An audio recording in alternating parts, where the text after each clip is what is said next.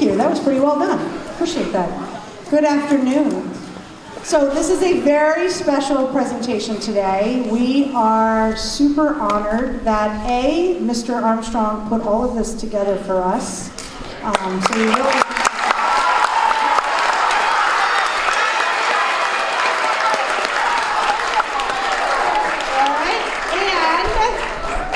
And we also have with us Mr. Pete Stern, who you can cheer for in a moment. Hold on, just hold on. And Mr. Mark Lieberson, who is a former OJ Roberts High School teacher. He and I are sort of kindred spirits because I think we both taught history. So we love that. So I'm going to give the mic over to him, and he's going to introduce Mr. Stern to you. Thanks, everybody.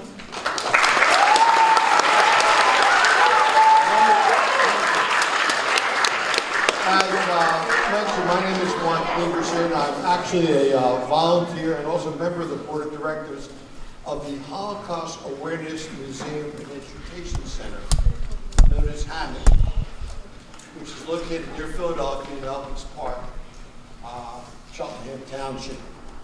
HAMMOck is the first Holocaust HAMMOck is the first Holocaust museum, folks, established in the United States, which was started way back in 1961 by Holocaust survivor Yaakov Rees, who lost 83 family members to the Nazis. The museum's mission is to have Holocaust survivors share their stories to schools and organizations. We believe it's important to provide your generation, you, the students, the opportunities to learn history through an eyewitness. With 1945 now being more than 80 years ago, you folks are the last generation, now hear this, you folks are the last generation to be able to meet and interact directly with an actual survivor. And as such, once you hear and embrace Mr. Stern's story, it will become your responsibility to share their experience with others. As I said, you're the last generation to be able to hear and speak and ask questions of an actual survivor. HAMMOck has brought hundreds of survivor programs to schools all over the world, because we believe education is stronger than hate. We find that students, and hopefully you as well, will be inspired by the messages of our survivor here to tell you. And the message is not to hate others. Even though they've lost everything, their families, property, identity, their childhood, Holocaust survivors teach that being hateful can only destroy oneself.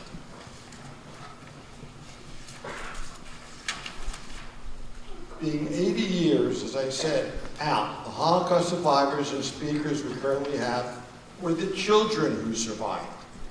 All the adults of that time are now gone. During the Holocaust, the Nazis murdered 94% of all Jewish children in Europe. Only 6% survived. If you were less than 12 years old during that time period, you couldn't work as a slave, so the Nazis simply put you to death. Today, you're meeting one of those children who survived the Holocaust. I want to thank you again for having us. And I'd like to now introduce to you Mr. Peter Stern. Peter?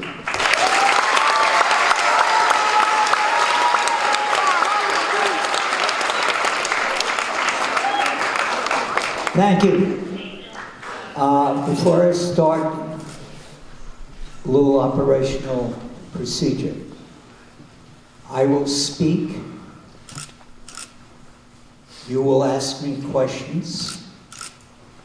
And then you are going to answer some questions, but the first question that you will answer after I speak is this. I want you to think about it as I speak. Why is it that people like myself, Holocaust survivors, come and speak to you. We don't get paid. What reason or reasons are there? So think about that. I'm also going to spend a little bit more time talking about history than I normally would, because I understand that's something that you're going to be getting. I want to start off by introducing myself again. My name is Peter Günther Stern. That sounds pretty Germanic. My brother's name was Samuel.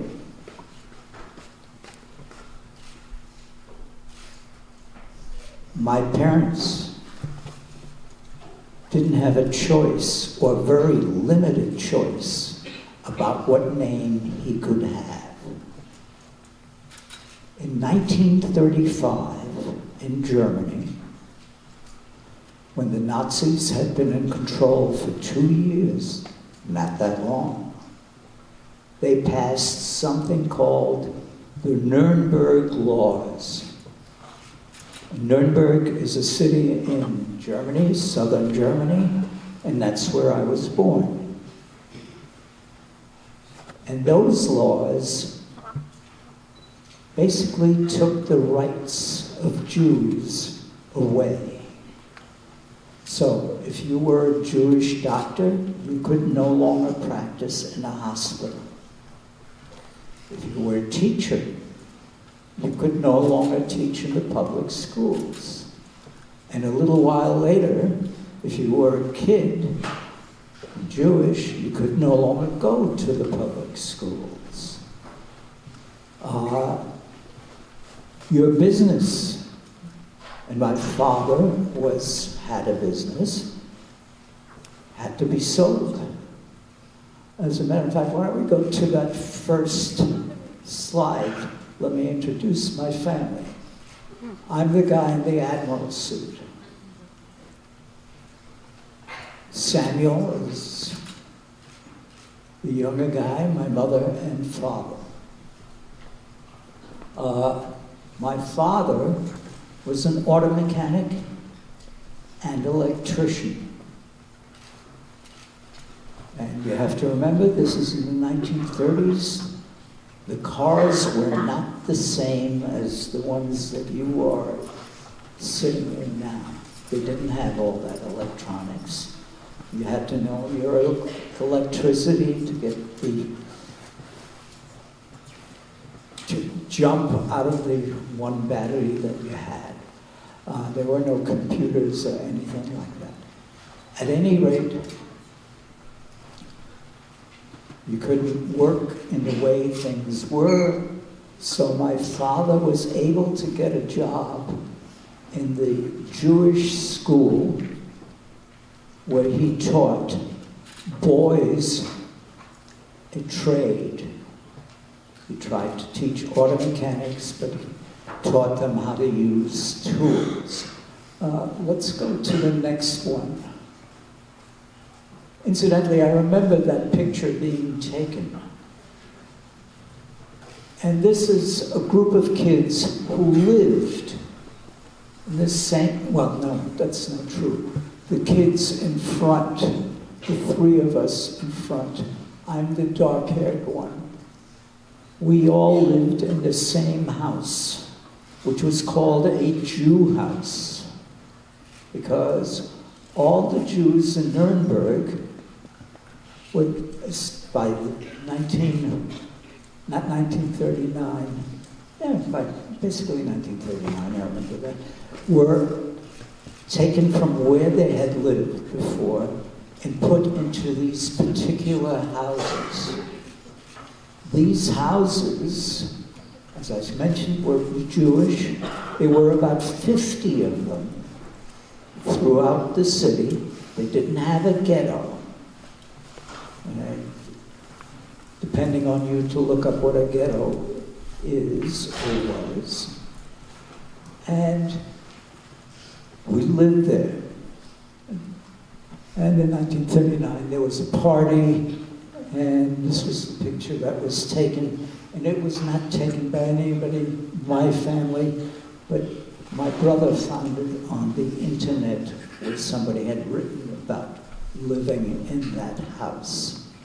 And by the way, no matter what your eyes tell you, most of this talk is the talk of a young child.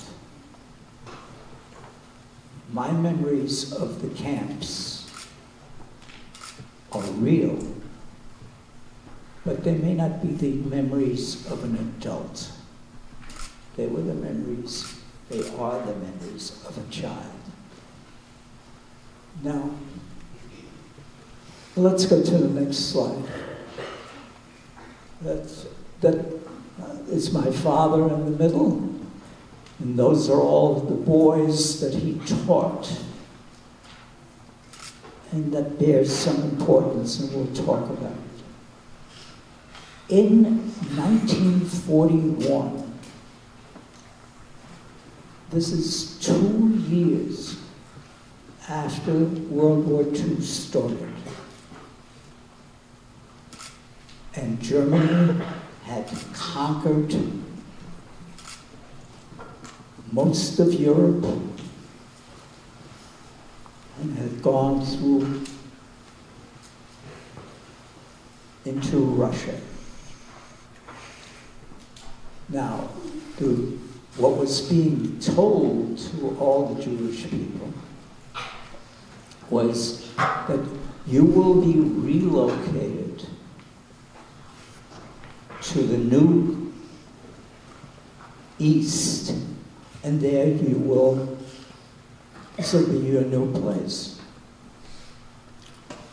And although some people had doubts that this was what this meant, they still wanted to believe. That's why those boys were being educated in that school. Now, in 1941, next slide, please. Okay, I can't imagine how easy it is for you to see that map, but I'm going to talk about it anyhow. If you take a look at that map and you see Germany, it is the green, light green thing between France and Poland.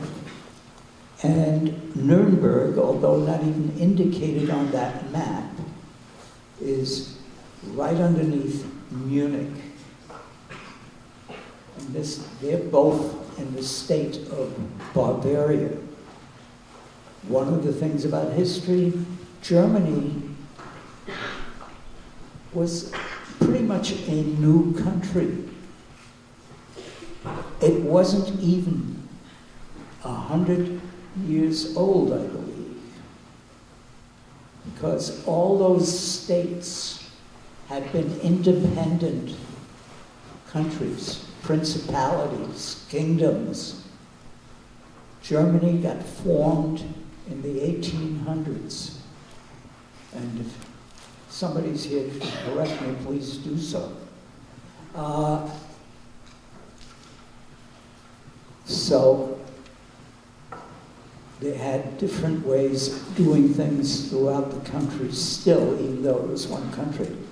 But there was a directive given saying, get 1,000 people from Bavaria, and they will be shipped to Latvia. Now, Latvia, if you go past Poland, the red country, and go up the ladder there, you'll see Lithuania, Latvia, and Estonia. These are the three Balkan countries, and had just been conquered, taken away from Russia.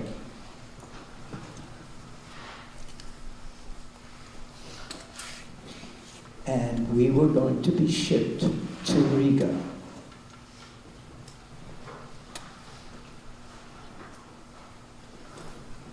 "520 people were taken from the city of Nuremberg, and at the end of the war, 1945, not quite 4 years after they were shipped out, at that end of the war, there were 17 survivors. My brother, mother, and I were among those 17. And that's not even an accurate count, because that 520 were adults. They didn't count kids below the age of 10. So my brother and I being in at 17 was a unique number. Now, we were put on a train, pushed into a lot of things, but it was a regular train, second-class seating, and it was a few days. I don't remember all of it. But at the end of it, we got to a place outside of Riga, which, let's go to the next map, maybe you can see a little bit.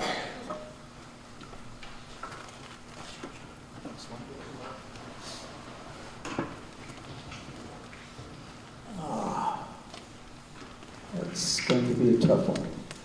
Okay, all right, leave that one.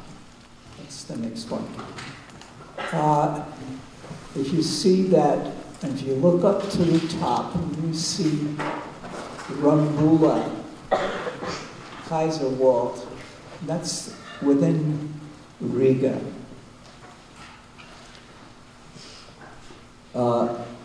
We were not sent to Riga. That train stopped at a little place, and we got off the train, and we were walked to a place that was called Jungfernhof by the Germans, which was a very small concentration camp. It's not listed in many places. And it wasn't really a camp as such, it was an abandoned farm. And some of the buildings didn't have roofs. None of them had heating. And we were there for approximately 10 to 12 days. For whatever reason, we were taken out of that situation and put into the Riga ghetto. This was a fenced-in place within the city. And the place that we were in Riga, in that ghetto, had just been emptied. And it had been emptied by taking about 50,000, 40,000, depending on who's telling and remembering, people out of the ghetto and marching them to a place called Rumbula, which is what you see up there, and which is the name of a forest. And, oh, you're giving me the power.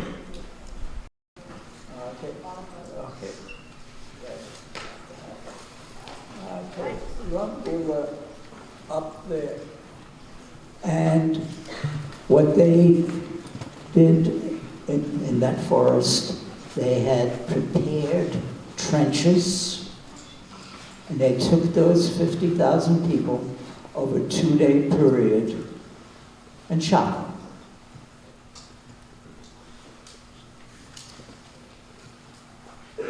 There is a smaller camp on the other side of that forest where they took people out of Jungfernhof and did the same thing. If you look at that map, you can see black skull and crossbones, Rambula, Hanari. A little further over here, you would see Babi Yar.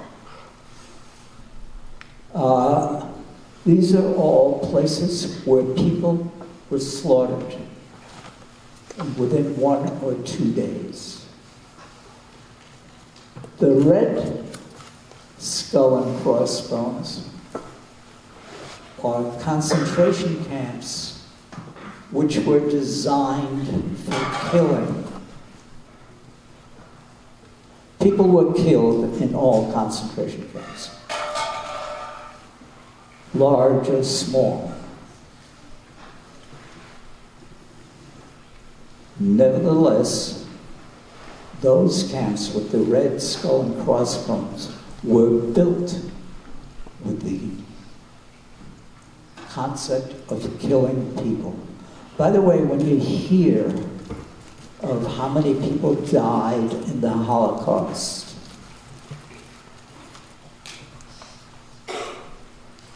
you should not totally believe that number of 6 million. It was closer to 11 million. Because when you talk about 6 million, you're only talking about the Jewish people who died in the Holocaust. 11 million covers a whole lot of other people, political prisoners, other racial groups, and I'll talk a little bit more about the Roma in a little while. It was a destruction. Now, once we were in the ghetto, we were then taken out of that ghetto and put into a place which I had thought were apartment buildings, but were really not. They were military barracks. And it wasn't another concentration camp as such. It was where they housed German soldiers. And the building that we were put into had a particular purpose. And that was the people in that building had to sort clothing that had been taken from the people who were killed. So they sorted into winter, summer, men's, women's, children's, whichever it was. And most of that clothing was then sent to Germany.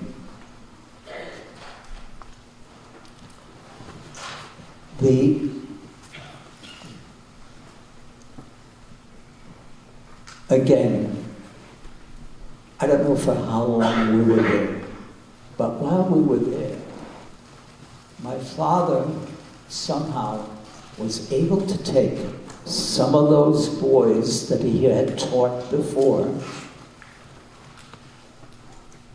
and took them somewhere to fix German army vehicles. So while my mother was working on sorting clothing, he took these boys and they fixed army vehicles. somewhere in that time period, we were taken out of that building, my family was, and we lived where those vehicles were being worked on.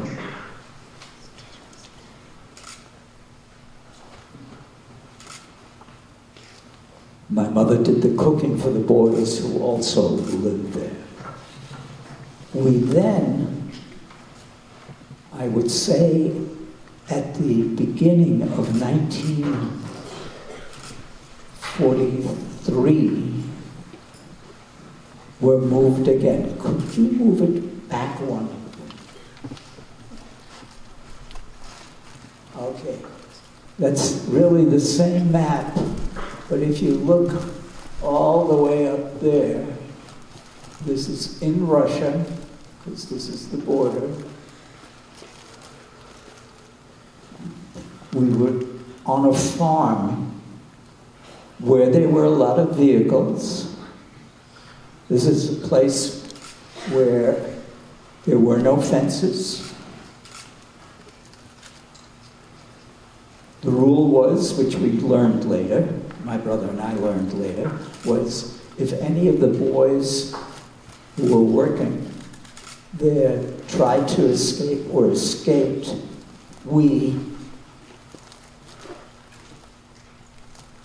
my family would be killed. I didn't think there was much of a chance of those boys escaping because they only spoke German and they were not welcome within Russia. So that's one of the things. Now, one of the things that happened while we were there was that my father and I think one or two of the boys, maybe more, I really don't know, were taken into a city in Russia to fix an electrical appliance. I believe it was a generator, but I don't know. While there was an attack of Soviet forces. Those are the guys in the red up there. And my father saved the life of a German officer, a high-ranking officer. I don't know his name.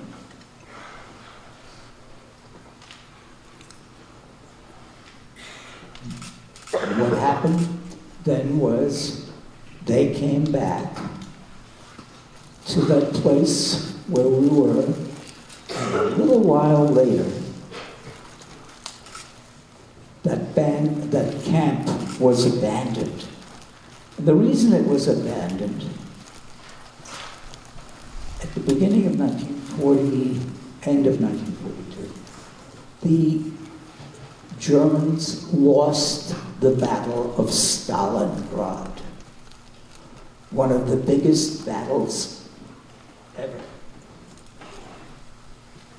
And at that point, from that point on, Germany did not have the power to do what they had been doing, which is to be a conquering army or armies. So they were starting to retreat backwards. As they were retreating,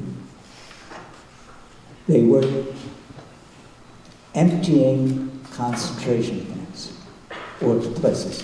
Now, that small camp of the boys and so on, some of them were sent back to the ghetto or the area of the ghetto in Riga.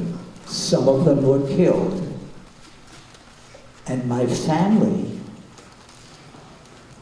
was put into the men's civil prison in Riga. If any of you have ever seen a movie about a prison anywhere in the world, they're pretty much the same. And we were put into the cell in this men's prison. My mother mother did not leave that cell for 3 months. My brother, father, and I would occasionally be allowed to walk in the exercise yard of that prison.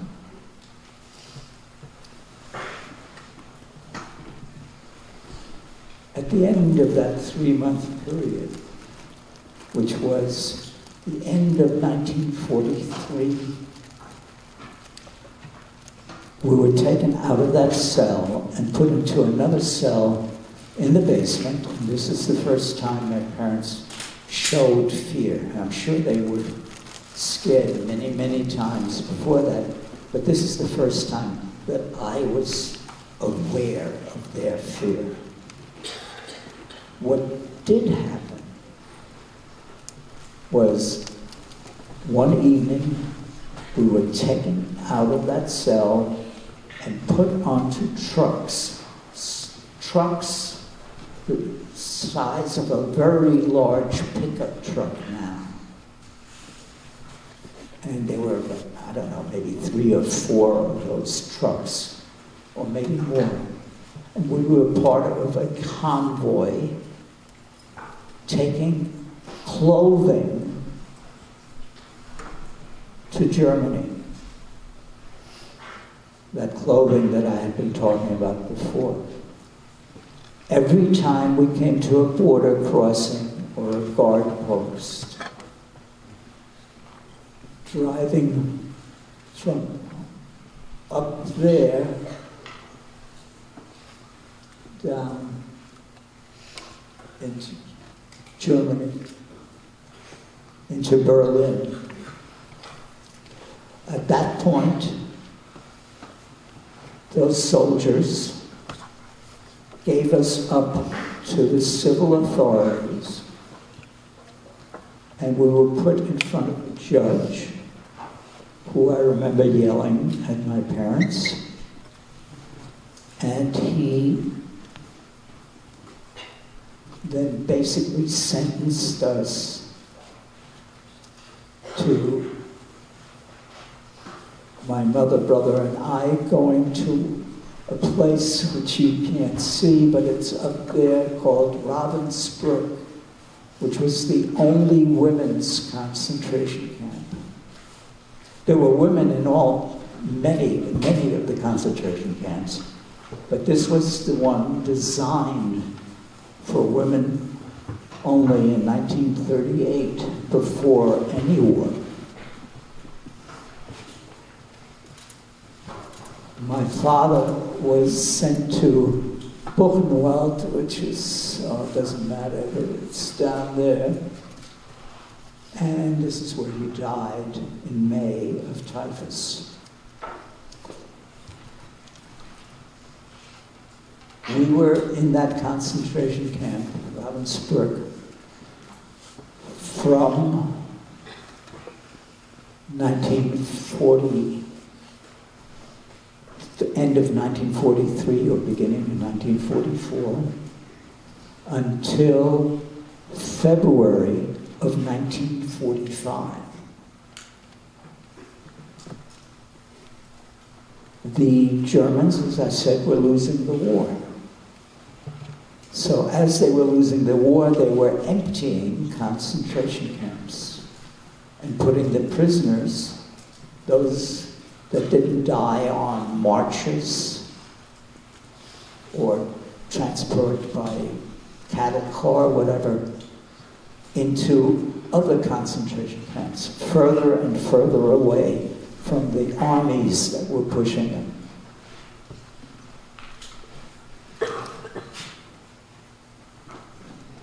We, as I said, February 1945, we were taken from Ravensbrück to Bergen-Belsen. Bergen-Belsen was further west, and it had been, at the beginning of the war, a prisoner of war camp, and then converted into a concentration camp. And by the time we got there in February, it had deteriorated into a hellhole. But on April 15th, 1945, let's go to the next one. The British came and rescued, freed the camp. This is really, this should be the 16th, because on the 15th this did not happen. But at any rate, that's me, that's my brother. This was part of a film, and this film was used in the Nuremberg trials.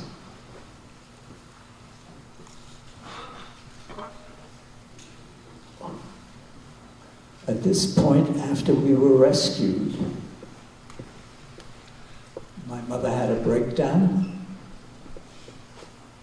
but nonetheless, we were put into what had been a German army military base. And this is where we had something of a recovery. When we were, by September of that year, 45, we then went back to Nuremberg.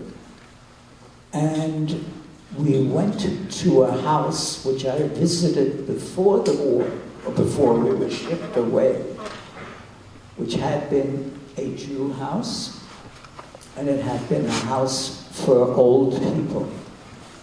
And next one. And these are the people who now lived in that house. And this is one of the most unusual pictures of the Holocaust. I'm on the right, my brother's on the left, that's my mother, that's my stepfather. I'll talk a little bit about him before. And just about everybody in here is old.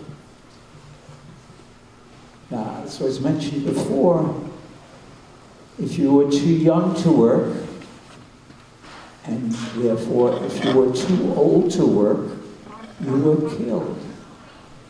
Yet here's this whole bunch of people who survived. And they survived because they were put into a place called Theresienstadt, which was the concentration camp where they showed the world, or the Red Cross, that they were not mistreating all the Jews. And they put many of the people in there because they were, all the men were heroes of World War I. My maternal grandfather died there, and he had been a hero of World War I.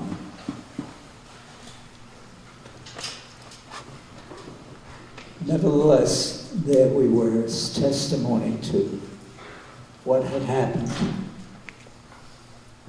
Now, the next picture is a picture of my stepfather.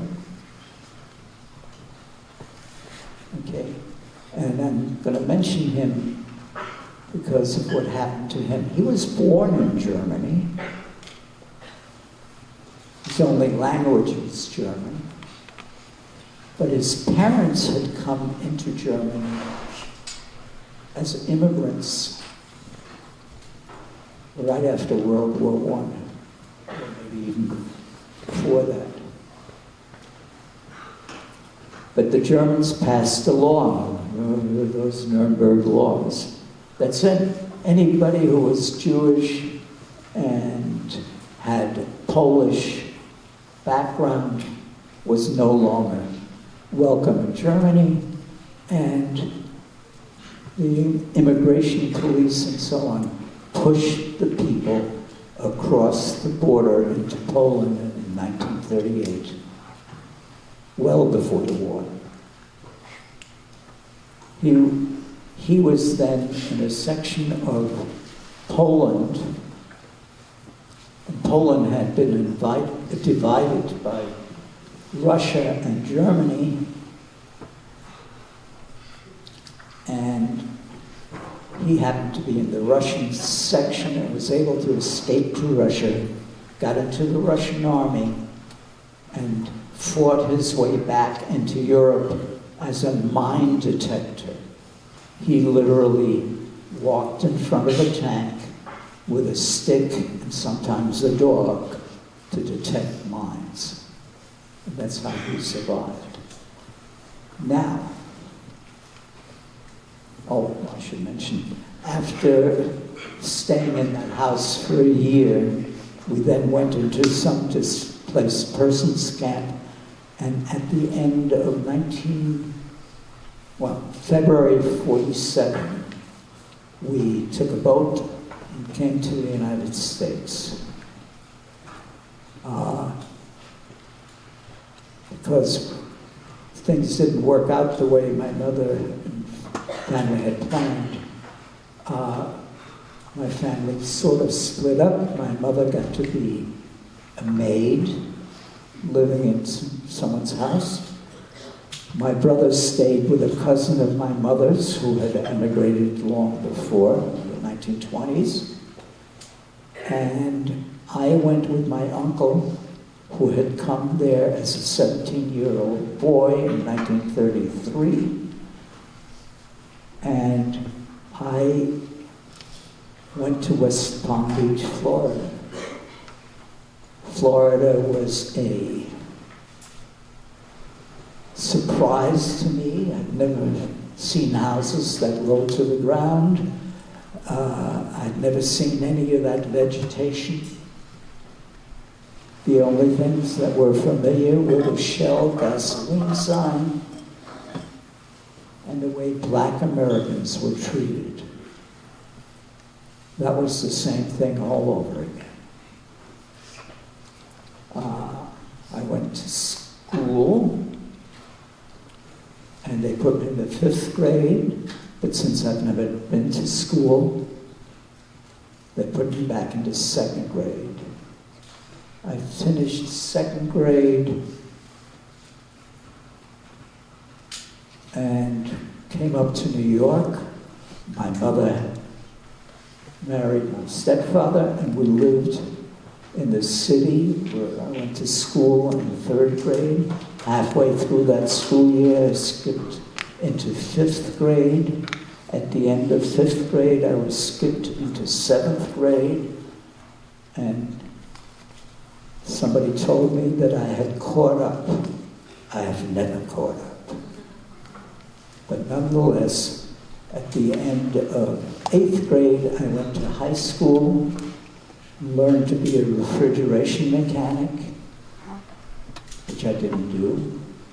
I was able to get to junior college, and it took me 2.5 years to finish a 2-year program. After that, I worked, got interested in metals, and was able to get admitted to the Missouri School of Mines and Metallurgy, and got to be a metallurgical engineer. I worked at that for about 10 years.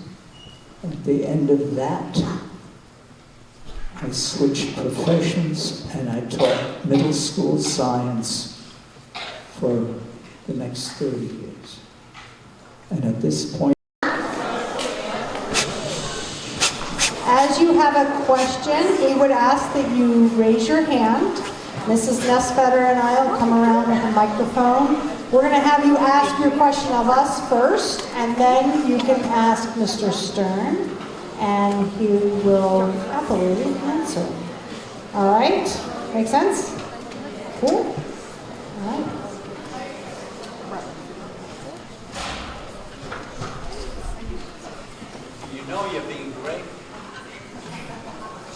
He's handing out grades.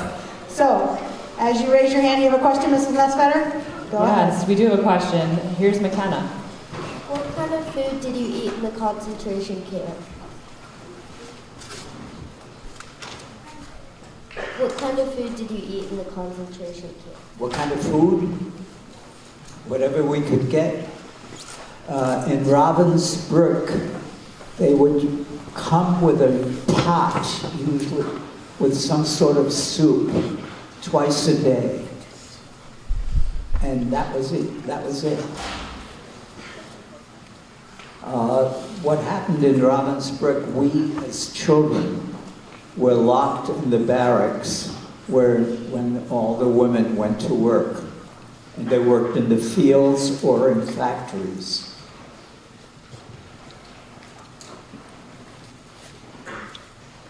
We have another one right here.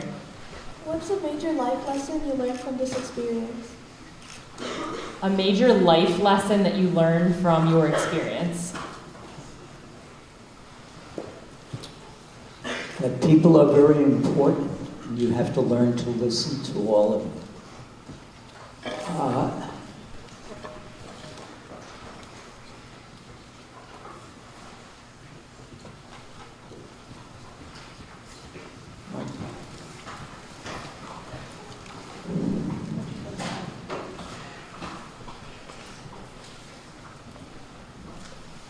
How old were you when this all happened? As I mentioned, I was almost 6 when it started, and that picture of me getting behind the fence was taken a month after my 9th birthday. Okay. We have one back here. Did you ever question why you had to be moved around? Did you ever question why you had to be moved around? Did you ever ask why? No, not till afterwards. Or if I did, nobody answered.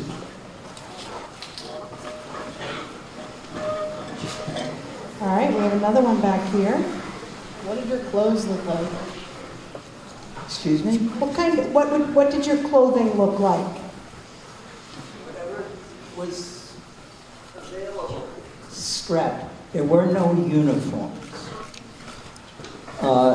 When you see pictures of children in the striped clothing, it is adult clothing that they have either gotten, but it was not children.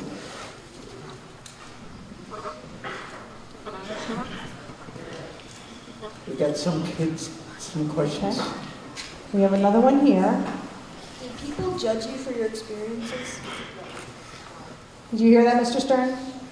What? Did people judge you for your experiences? Not that I know of. I have one right here. What is the most difficult thing that you had to deal with? What was the most difficult thing that you had to deal with? I think after the war, when my mother essentially collapsed, and I realized that my brother and I might be alone. All right, we have a question here. What's your opinion on how the world has changed since then? What is your opinion on how the world has changed since then? And maybe as a follow-up, have you seen history repeat itself? I was going to answer that by saying I don't know if the world has changed. We certainly have more knowledge and we have less of an excuse, but whether it has changed, I don't know.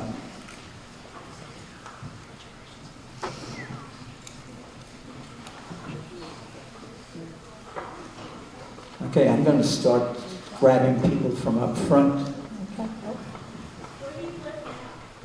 I live in Pennsylvania.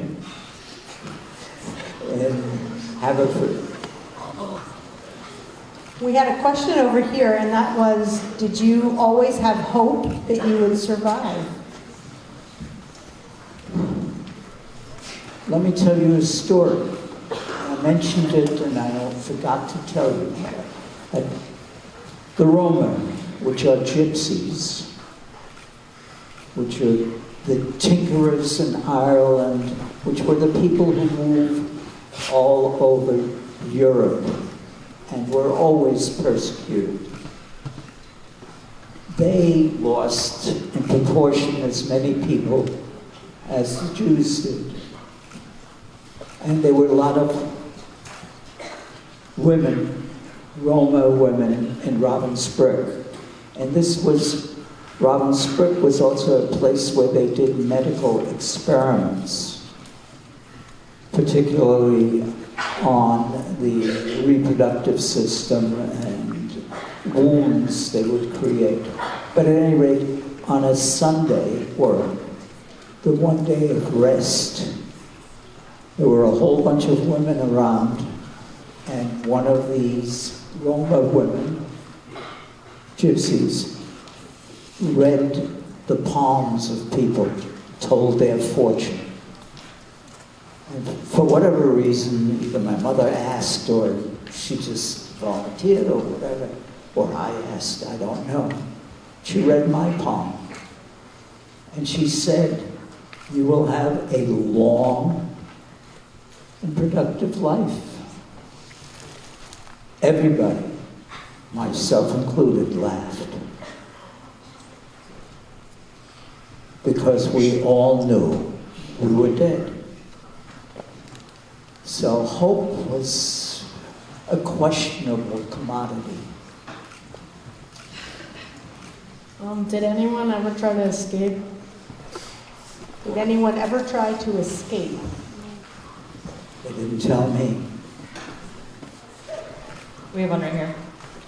Did any of the Nazi soldiers ever show any mercy towards the prisoners?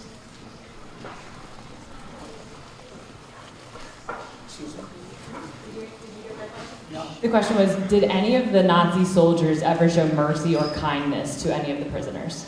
I don't know about any prisoner, but my brother and I, when we were in Russia, we were the toys of the soldiers. We spoke German, we reminded them of home. The possibility of them being killed the day before us was definitely there. You got a whole arm here. How long have you been in Pennsylvania for? How long have you been in Pennsylvania? How long have you lived here? We moved 12 years, almost 12 years.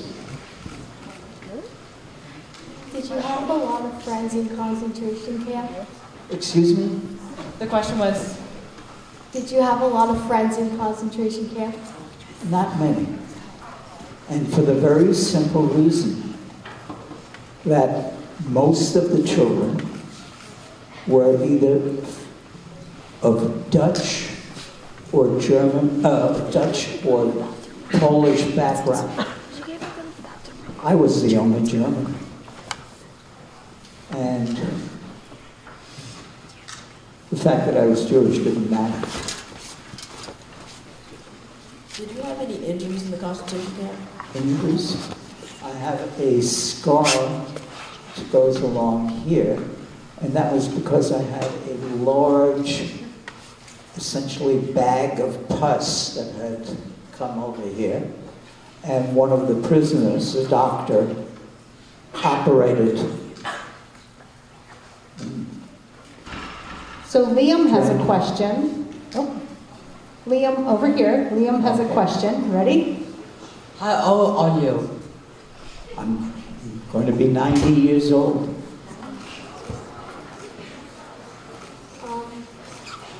How old were you when out of the camp?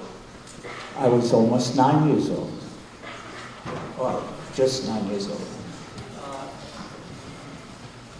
all right, we have one right here too. Okay, how much time do we have left? About Okay, I would like to ask you that question I started with.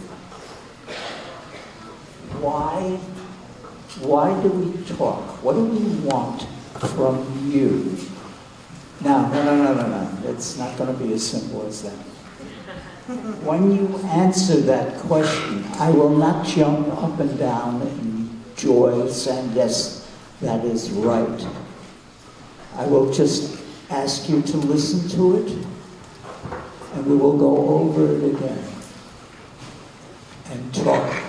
When we get a whole lot of answers, talk about it. So listen to each other. Yes? To know your story and how no one else will know it but you will. Okay, the answer was, so you will know my story. So,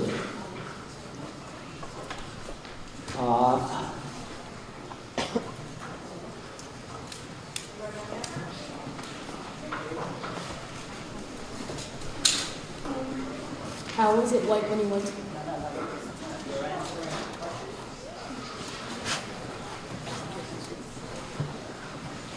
The reason why you tell people is to actually know what your story, how you actually, what it was like in your time period. make sure it's accurate, okay? So we can pass it on to other generations and share your story. Yep. So people can share the story. By the way, if your answer is something that you've heard before, don't give it.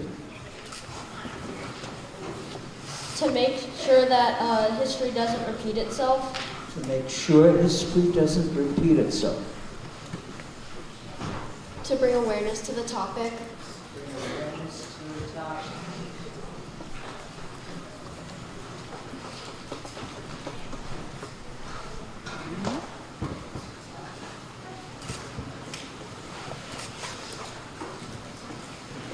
so more people know what happened in the concentration camps? So more people will know and be aware.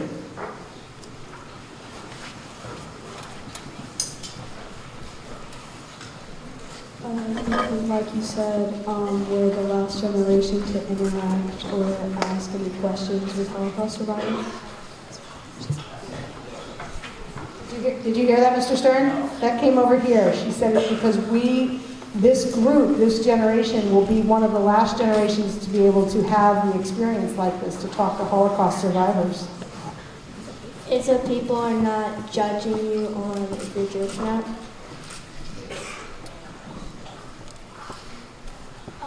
So that we can learn more about the topic that our teachers have been teaching us about and hear it from other people who survived.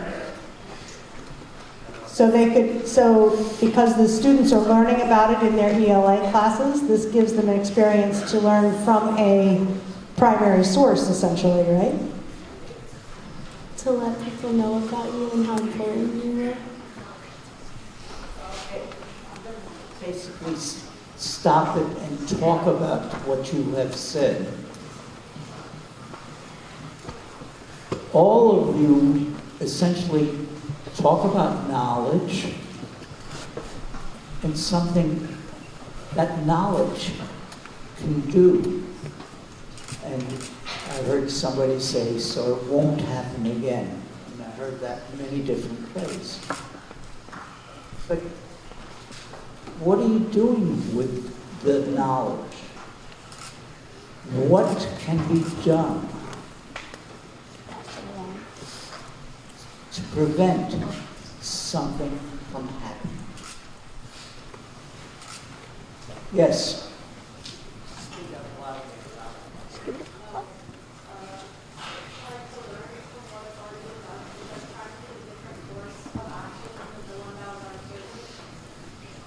So there will be a different course of action, but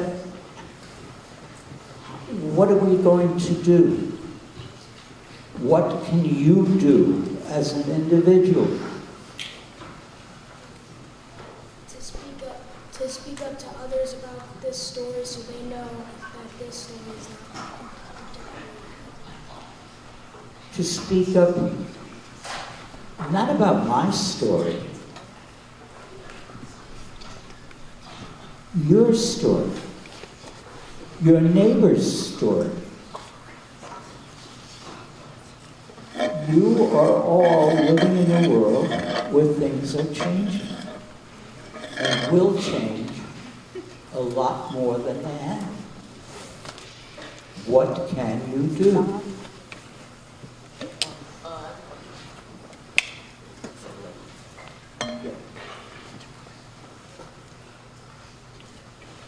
You have to answer a whole lot of things. And where do they start? What can you do? None of you can get on TV and make a pronouncement and something is going to happen. Not yet. Hopefully some of you will. But what can you do now?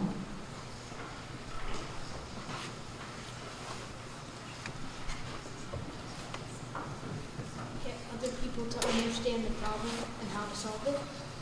Okay. Now,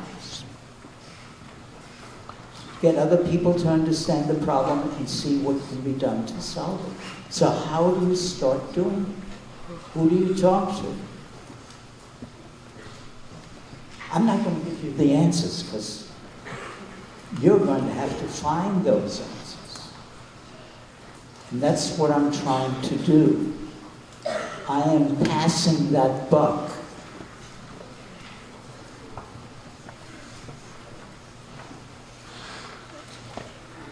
You are my hope that my great-grandchildren or grandchildren will have a world which is as free as it is for you now.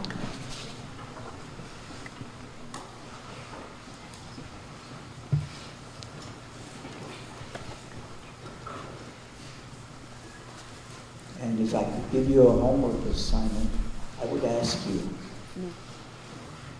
to sit down and see if you could write up something of what you would like to see changed or prevented. Something that you would like to see done. And then at the very end, write down what you would do to make that happen. I want you to remember something. Next one. And there we go.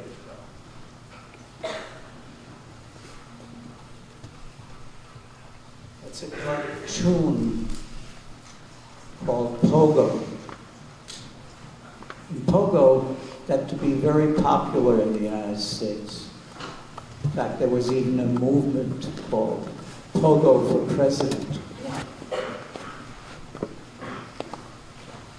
Pogo was a muskrat in a swamp. And he made that observation. When we talk about what happened in the concentration camps, we mention the Germans. It wasn't all the Germans.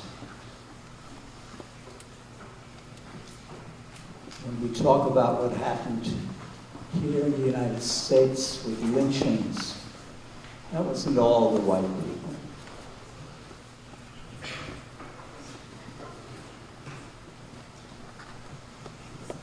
But they were the people that were us.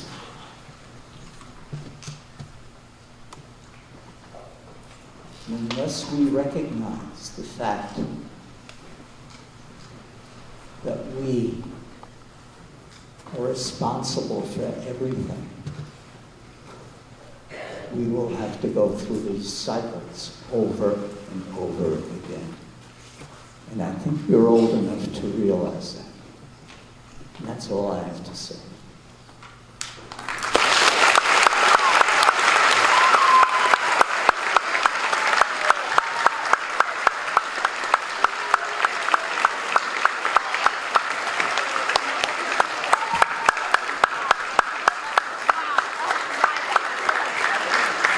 So